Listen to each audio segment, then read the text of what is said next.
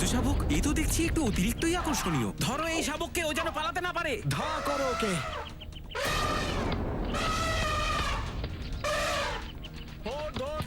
আরে ধরো, ধরো, ধরো, ধরো, ও যে পালাচ্ছে।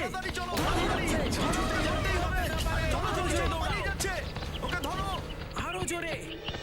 তারপরে আর কি, মহাদেব দৌড়চ্ছেন, শিকারীরা তার পিছনে, মহাদেব দৌড়চ্ছেন, শিকারীরা তার পিছনে, মহাদেব দৌড়চ্ছেন, শিকারীরা। আরে দাঁড়াবেন না দেবর্ষি, তাড়াতাড়ি বলুন। দস্যুরা ভোলে বাবাকে ধরতে পেরেছিল। উনি পালাতেই লাগলেন, আর শিকারীরা যখন অনেক পিছনে পড়ে গেল, তখন অবশেষে মহাদেব থামলেন, আর তখনই উনি অবশেষে শান্তিতে শ্বাস নিলেন।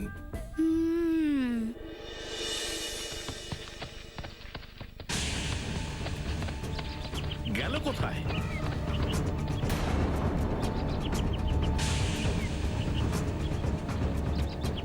ওইদিকে গিয়ে দেখি, ওই তো। আরে ওই হাতিটা ওইদিকে গেছে, চলো তাড়াতাড়ি চলো।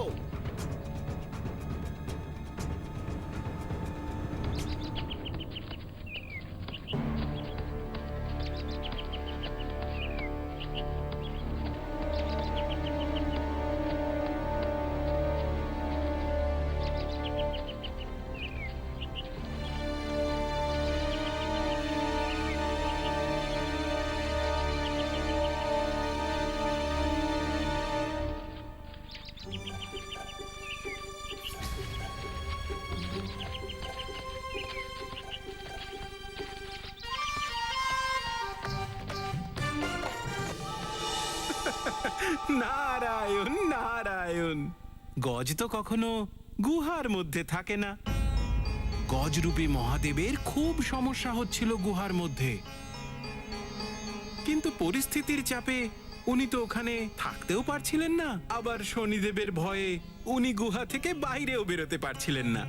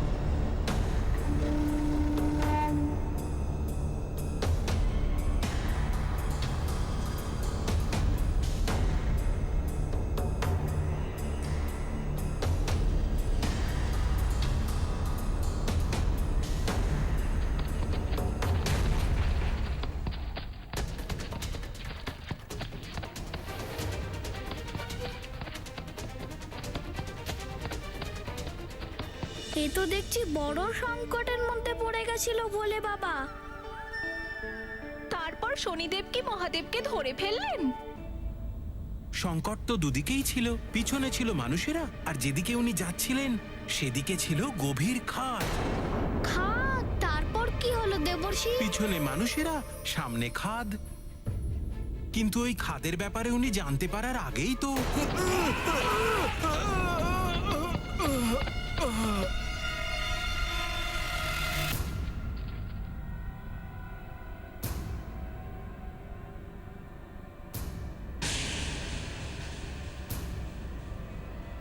গজরাজ, ওইদিকে কোথায় দৌড়ে চলেছেন?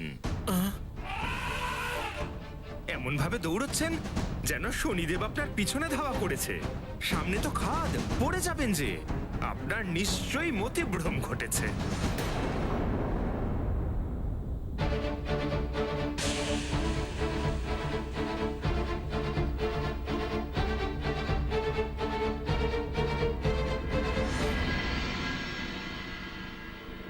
নারায়ণ নারায়ণ। প্রণাম দেবী মহেশ্বরী। প্রণাম দেবর্ষি নারদ। কোনো সংবাদ? এখনো পর্যন্ত তো কোনো সংবাদ নেই দেবী। সূর্যাস্ত হতে চলেছে, সঠিক সময়ও শেষ হয়ে গেছে।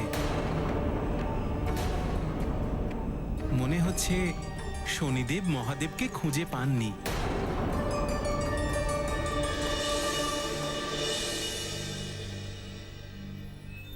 প্রণাম দেবেশ্বর। প্রণাম মহাদেব। প্রণাম।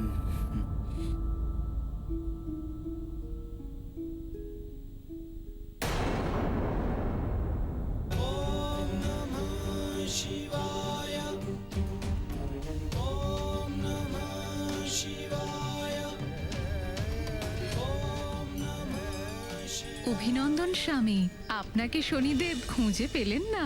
আমাকে খুঁজে পাওয়া এতটাও সহজ নয়। ছদ্মবেশ ধারণ করেছিলাম আমি। নারায়ণ নারায়ণ। আচ্ছা, কার বেশ ধারণ করেছিলেন আপনি? গজর রূপ ধারণ করেছিলাম আমি। তাহলে শনিদেব আমায় কি করে চিনতে পারতেন? হাতি! প্রভু, তাহলে আপনি ভোজন কি করেছিলেন, নাকি আপনার সারাদিন এভাবেই কেটেছে? সেটাই খেয়েছি যা অন্য গজরা খেয়েছে। কি খেয়েছেন প্রভু? ঘাস। ঘাস খেতে হয়েছে আমায়।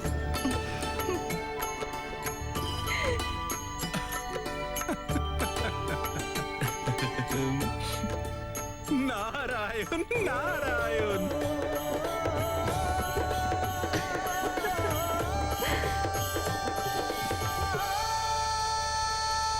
প্রভু, আপনি ঘাস খেয়েছেন আর আমার কচি কচি ঘাস খুব প্রিয়। আপনার কেমন লেগেছে? প্রভু, আপনাকে বড় ক্লান্ত দেখাচ্ছে।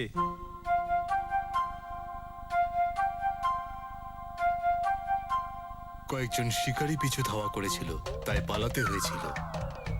স্বামী, কি কি করতে হয়েছে আপনাকে? সারাদিন দৌড়ে দৌড়েই কেটে গেল আপনার।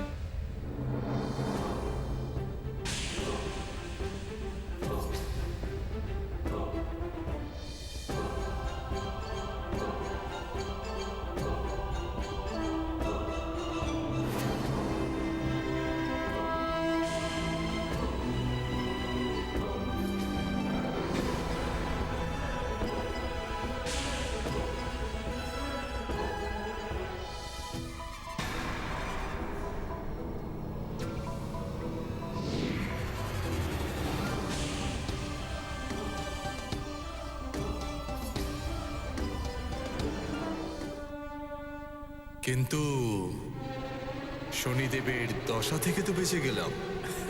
প্রভু, বাঁচতে পারলেন কোথায় আপনি? অর্থাৎ প্রভু, আপনাকে গজরূপ ধারণ করতে হলো। খাদে পড়তে পড়তে বাঁচলেন। এসব কি ছিল প্রভু? শনি দশার প্রভাবিত ছিল, তাই তো এত সমস্যার সম্মুখীন হতে হলো।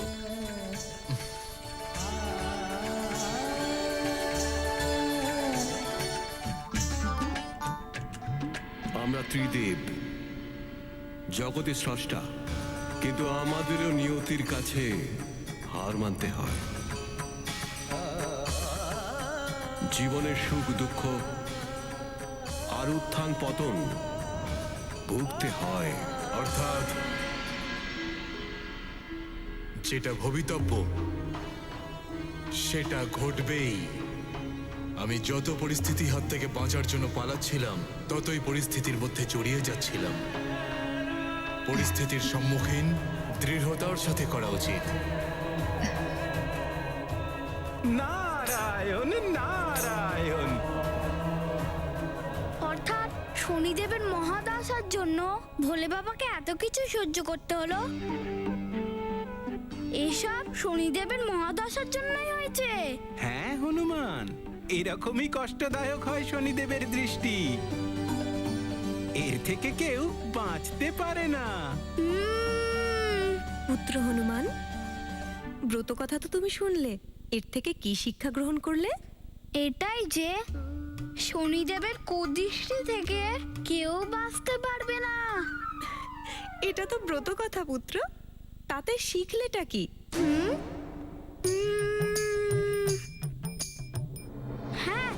এই শিক্ষা পেয়েছি যে পরিস্থিতি থেকে একদম পালাতে নেই, সেখানে দৃঢ়তার সঙ্গে লড়াই করা উচিত।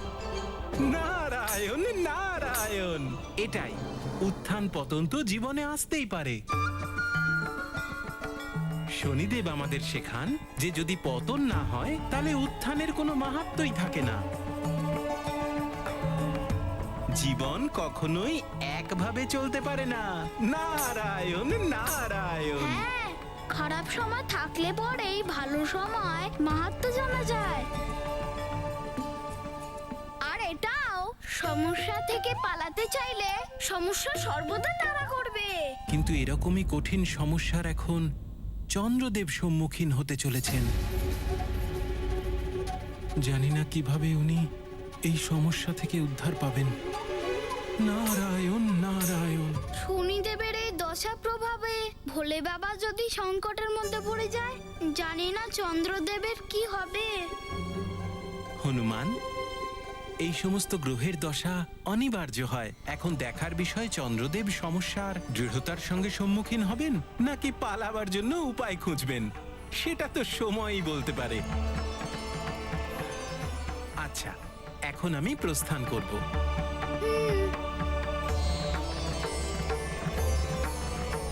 প্রণাম দেবর্ষি। প্রণাম দেবর্ষি। দীর্ঘজীবী হও। নারায়ণ নারায়ণ।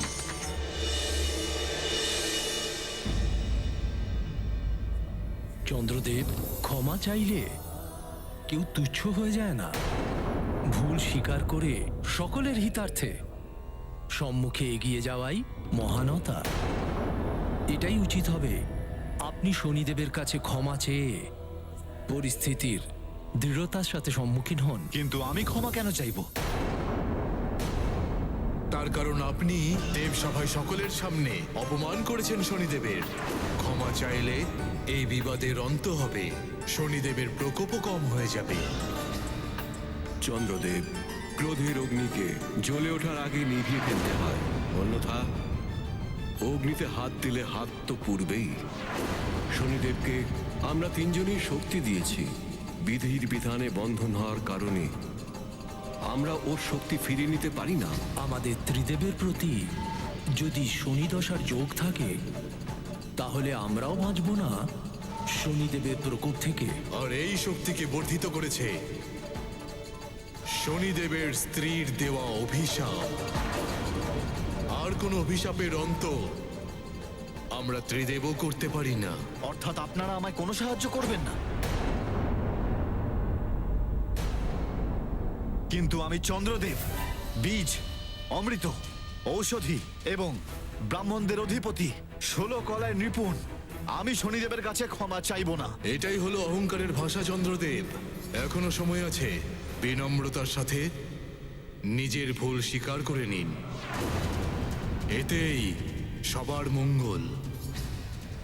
নারায়ণ নারায়ণ। আমি কোনো ভুল করিনি মহাদেব। যদি সমস্ত পরিস্থিতি দেখার পরও আপনারা কেউ আমায় কোনো রকম সাহায্য না করেন, তো এবার আমার যেটা ঠিক মনে হবে আমি সেটাই করব।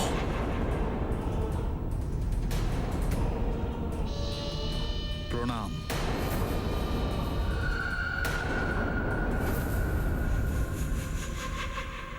প্রণাম ত্রিদেব।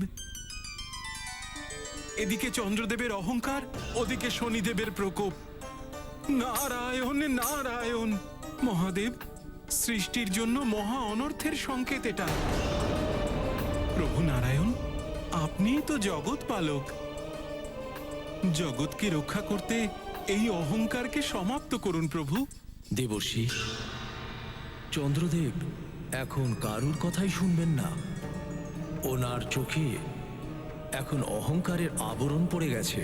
তিনি ওনার ভুল তখনই বুঝতে পারবেন যখন উনি এই কৃতকার্যের পরিণাম স্বয়ং ভোগ করবেন। এটা জগতের কাছেও এক পরম শিক্ষা দেবর্ষি, যে অহংকার কিভাবে পতনের দিকে মনুষ্যকে অগ্রসর করে দেয়। মহাপূর্ণিমা, অমৃত মন্থন, চন্দ্রলোক ভারসাম্যহীন। শনির দশায় চন্দ্রদেবের মস্তিষ্ক ভারসাম্যহীন। প্রজাপতি দক্ষের কাছ থেকে রক্ষা পেতে ত্রিদেবের শরণ নেওয়ার চেষ্টায় এখন চন্দ্রদেব।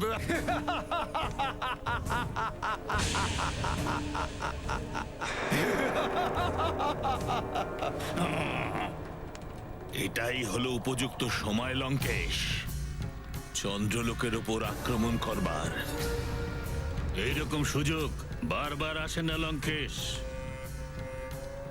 রাক্ষস যোদ্ধাগণ, আক্রমণ শুরু করে দাও ওই চন্দ্রলোকে। যে বাধা দেবে তাকে বধ করবে। আর মনে রেখো, অমৃত নিয়ে আসতে হবে তোমাদের ওখান থেকে। যাও।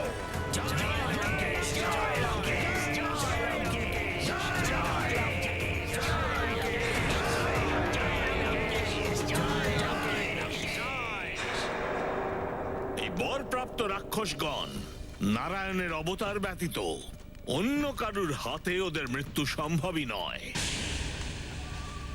ওই দেবতাগণ কিছু মাত্র অনিষ্ট করতে পারবে না। খুব চাতুরীর সঙ্গে কার্য সম্পন্ন করেছ লঙ্কেশ, অত্যন্ত ভালো। দৈত্যগুরু, লঙ্কেশের যাওয়া মানে মৃত্যুকে নিমন্ত্রণ করা। শ্বশুর মশাই, নিজের চোখ বন্ধ করে লক্ষ্য স্থির করে না এই রাবণ। সঠিক বলেছ লঙ্কেশ, কারণ যে স্থানে অমৃত রাখা আছে সেখানে শুধু সেই পৌঁছতে পারে যে অবদ্ধ। দেবতাদের আমি তো অবদ্ধই, কিন্তু অমর হবার জন্যে ওই অমৃত পান করা আমার আবশ্যক। আর এখন ওই অমৃত পান করা থেকে আমায় কেউ রুখতে পারবে না। তাহলে মিত্ররা, এই হলো ভোলে বাবা আর শনি দেবের গল্প। এটা সর্বদা মনে রাখবে। যখন তীব্র গতিতে দৌড়াবে তো সাবধানে দৌড়িও, সামনে খাদও থাকতে পারে। পা যদি না দাঁড়ায় তাহলে একদম খাদে। যদি শনিদেবের পিছনে ধাওয়া করে তাহলে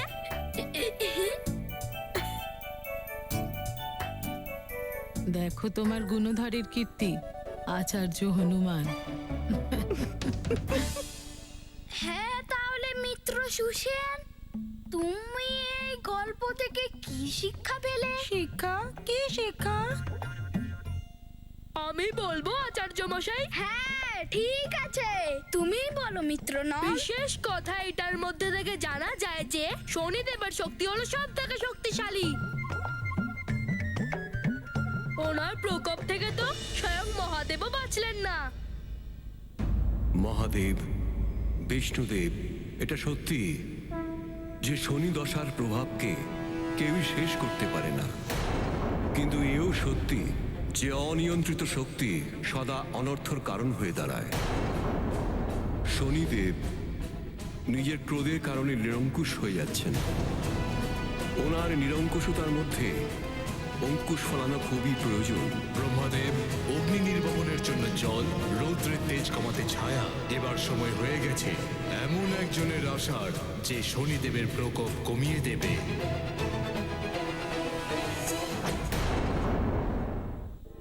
কিন্তু মিত্ররা, সবচেয়ে বড় শিক্ষা অবশ্যই মনে রাখবে যে পরিস্থিতি যতই কঠিন হোক না কেন, সেটা দৃঢ়তার সঙ্গে লড়াই করা উচিত। কঠিন পরিস্থিতিতে যে নিজের চরিত্র ঠিক রাখে, সেই ওই পরিস্থিতিতে বিজয় লাভ করে। খুব ভালো পুত্র। পিতাশ্রী।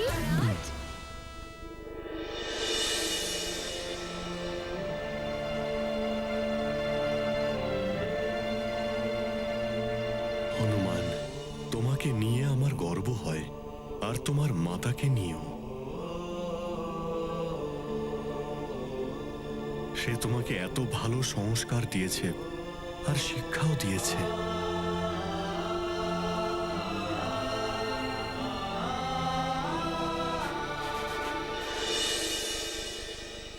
সে মাতা পিতা আপনাদের দুজনের মতো নিজের পুত্রের জন্য নিজের কর্তব্য পালন করে, তাদের পুত্র শিক্ষা লাভ তো করবেই।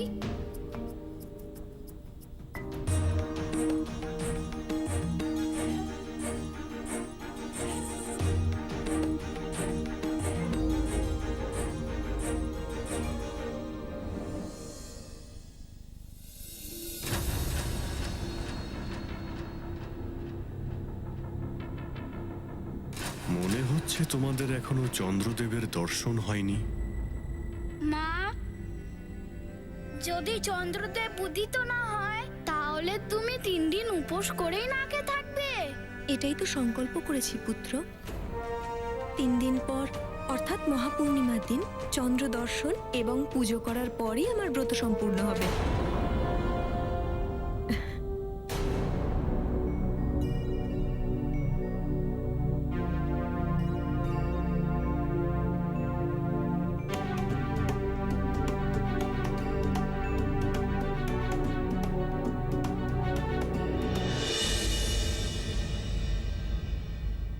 চন্দ্রদেব উদিত হবার জন্য আমরা কতক্ষণ অপেক্ষা করব?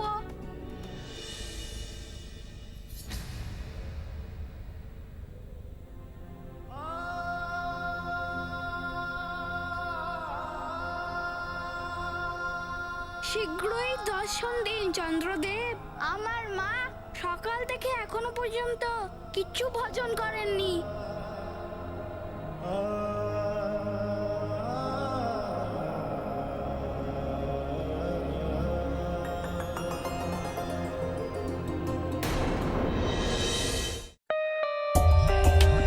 For more updates, subscribe to our channel, click the show links and enjoy watching the videos.